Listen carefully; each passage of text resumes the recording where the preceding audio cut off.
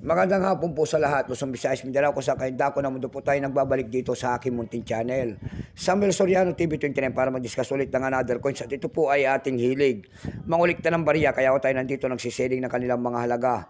Magandang hapon po sa lahat ng aking mga subscriber dyan. Kung saan kayo dako na mundo po, KFC po sa latin. God bless. Ayan. At isa ho tayong kolektor, hiligo natin talaga mangulikta ng bariya. Magandang hapon po sa lahat ng aking mga subscriber. Kung saan kayong dako na mundo po, KFC po sa latin, God bless. Maraming salamat po sa lahat ng aking mga subscriber dyan. Thank you so much sa inyong lahat. Yun naman po hindi pa po nakapag-subscribe dito sa aking munting channel, pasensya na po kayo at namamalat pa ang aking boses. Ayan, pagpasensyahan nyo na po. Yun naman po hindi pa po nakapag-subscribe at gusto nyo ang ganito mga topic po about coins. Anyayahan ko sana kayo, baka pwede naman makisuyo sa inyo at maglalambing lang. Malaki kasing tulong ang inyong gagawin tulad ng pagpindot ng ating subscribe button, like and share para ma-update naman po kayo sa mga latest ko pang gagawin mga video po.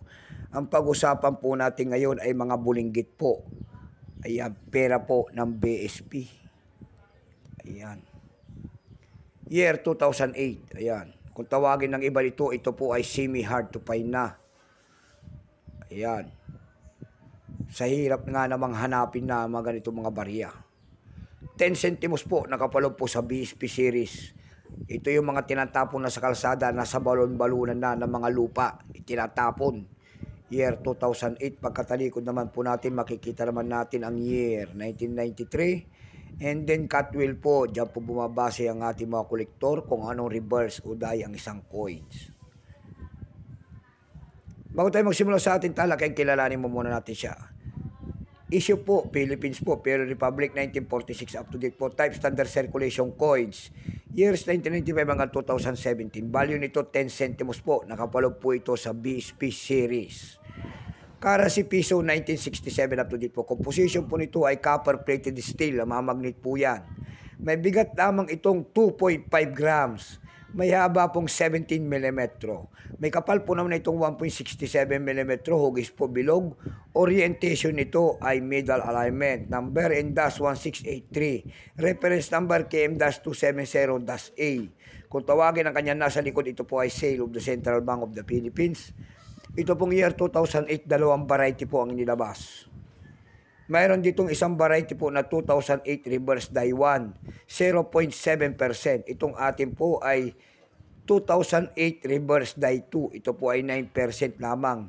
Wala pa pong mintage ang ating Bangko Sentral kung ilang pirasong ginawa rito sa barya na ito. Pero may presyo po ito doon sa ating Numista.com, yung kanyang verified 10 pesos. Extra fine 13, almost uncirculated 19. Ang circulated nito ay nagkakahalaga na po ng 31 pesos. Dako tayo sa kanyang presyo. Ayan. Doon sa AB.com, nakakita tayo nagbebenta doon ng 146 pesos and then $5. Napakahirap ng mga gilap ng presyo ng barya na ito. Sa carousel page naman po, nakalagay po hard to find. Binebenta niya po doon ng 210 pesos. Meron naman tayo nakita doon na 300 pesos. Ayan lamang po ang aking may babahaging kanyang presyo. Sagad na.